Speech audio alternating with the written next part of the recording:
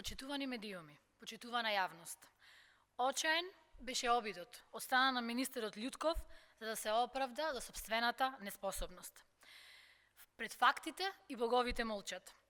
Во период на претходната влада, предводена од Социјалдемократскиот сојуз на Македонија, во Република Северна Македонија, покажавме силна посветеност кон заштитата на Охридското езеро и неговото наследство, преземајки низа клучни чекори кои беа препознаени од меѓународната заедница и од УНЕСКО. Овие напори беа насочени кон системско решавање на проблемите и воспоставување на трајни механизми на заштита. За да се обезбеди цврста основа за опоравување на доброто, изработен е стратегиски план за рехабилитација на природното и културното наследство на Охридскиот регион. Овој план идентификуваше екстремната ранливост на доброто, основните причини за таквата ранливост, како неусогласеноста на регулативите, недостатокот на имплементација на постоечките програми и присуство на активни закани. Министерството за култура, во соработка со Министерството за животна средина и просторно планирање, Управата за животна средина и Управата за заштита на културно наследство, изработи нов предлог на закон за управување со светско природно и културно наследство на Охридскиот регион, како и нацрт на закони за заштита на културното наследство и предлог закон за прогласување на старото градско јадро на Охрид за културно наследство од особено значење.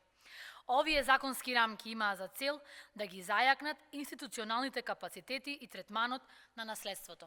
Овие закони се повлечени.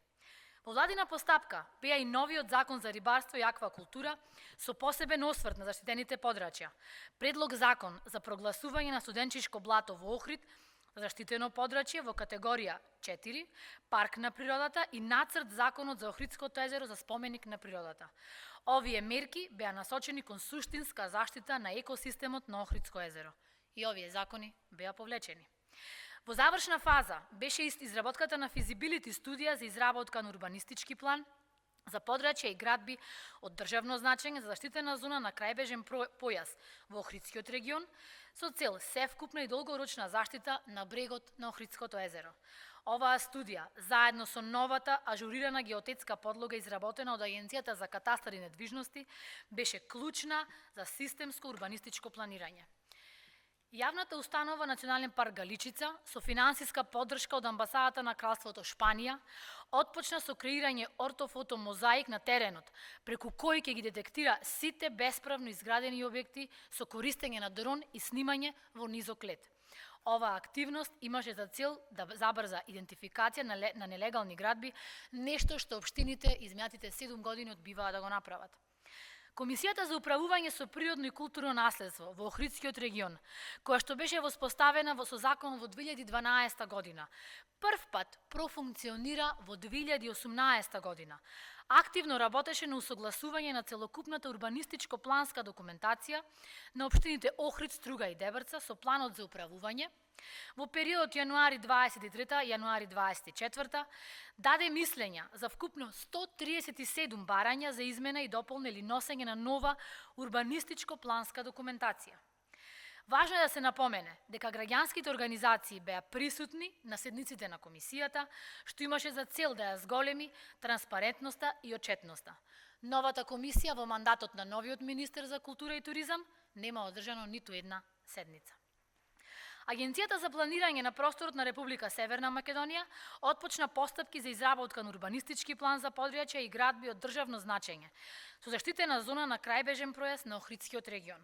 Со донесување на планот за управување со природно и културно наследство на Охридскиот регион во 2020 година, сите измени и донесување на урбанистички планови во општините Охрид, Струга и Дебрца се во согласност со насоките дадени во планот за управување, а одобрени со мислење од самата комисија.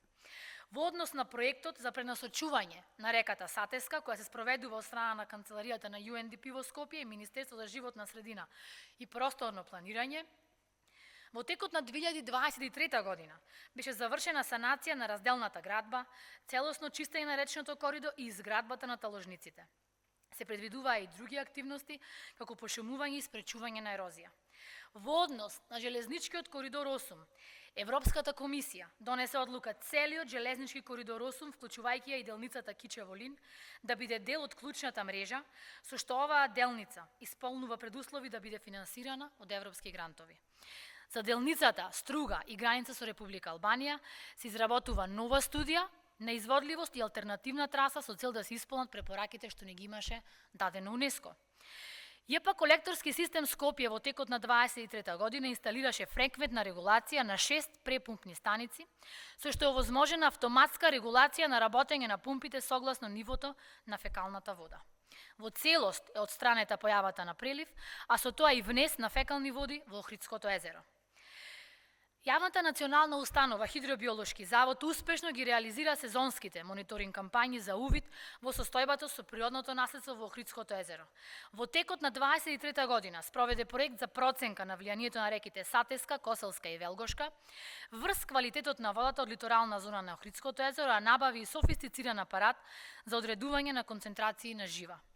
Заводот, во соработка со Меѓународната фондација Healthy Seas, организираше и спроведе пилот проект за детекција и отстранување на напуштен, изгубен или на друг начин оставен риболовен алат од Охридското езеро, при што беа отстранети 64 мрежи духови.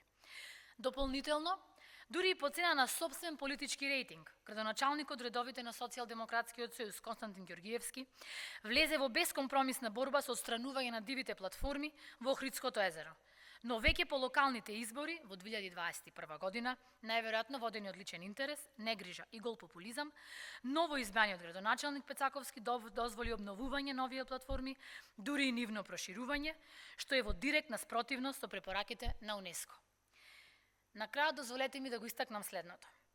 Местото и улогата на министерот за култура и туризам Љутков беше да биде веднаш до вице-премиерот Николовски, наспроти господинот Отоне и господинот Лазаре, да чуе што треба или што требаше да направи во минатата година и ако нешто воопшто направил, тоа да го каже, а не само да обвинува и да се повикува на расипување на она што веќе претходната влада го имаше завршено како процес. И благодарам.